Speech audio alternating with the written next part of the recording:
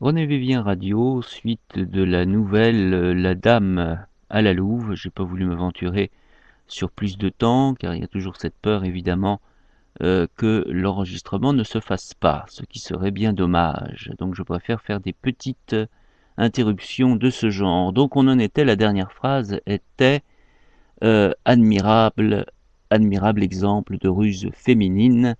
Cette manœuvre eut pour unique résultat de m'attirer plus violemment vers elle.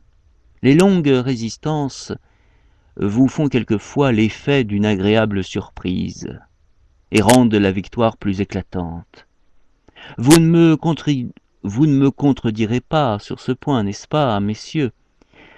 Nous avons tous à peu près les mêmes sentiments. Il y a entre vous Il y a entre nous une fraternité d'âme si complète qu'elle rend une conversation presque impossible.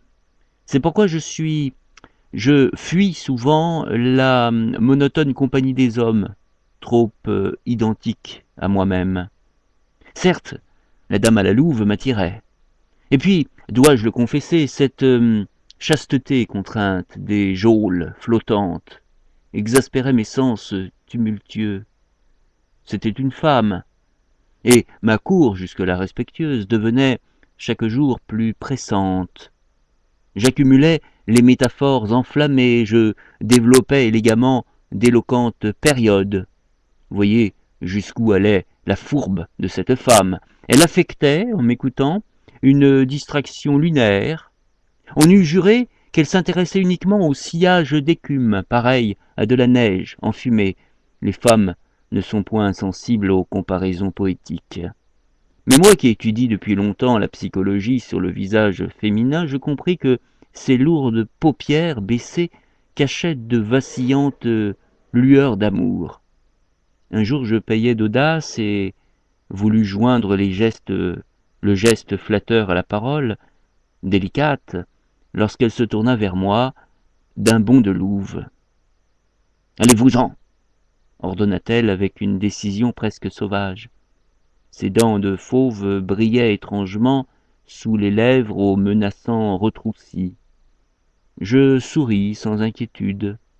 Il faut avoir beaucoup de patience avec les femmes, n'est-ce pas, et ne jamais croire un seul mot de ce qu'elles vous disent. Quand elles vous ordonnent de partir, il faut demeurer. En vérité, messieurs, j'ai quelque honte à vous resservir des banalités aussi piètres. Mon interlocutrice me considérait de ses larges prunelles jaunes. Vous ne m'avez pas deviné. Vous vous heurtez stupidement à mon invincible dédain.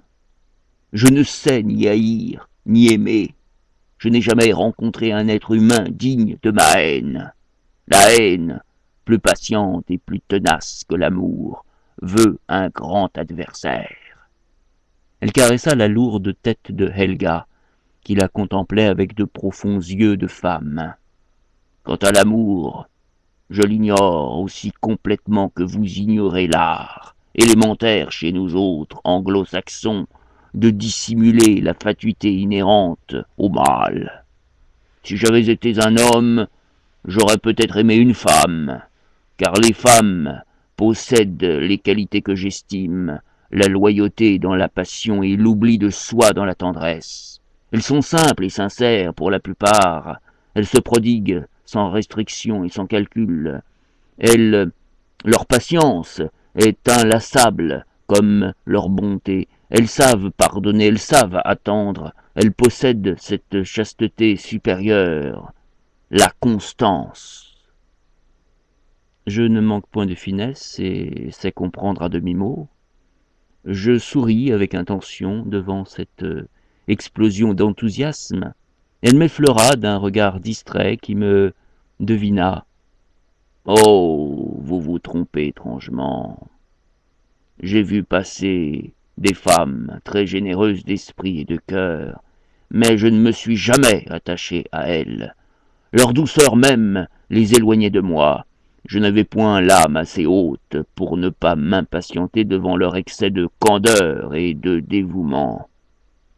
Elle commençait à m'ennuyer avec ses dissertations prétentieuses.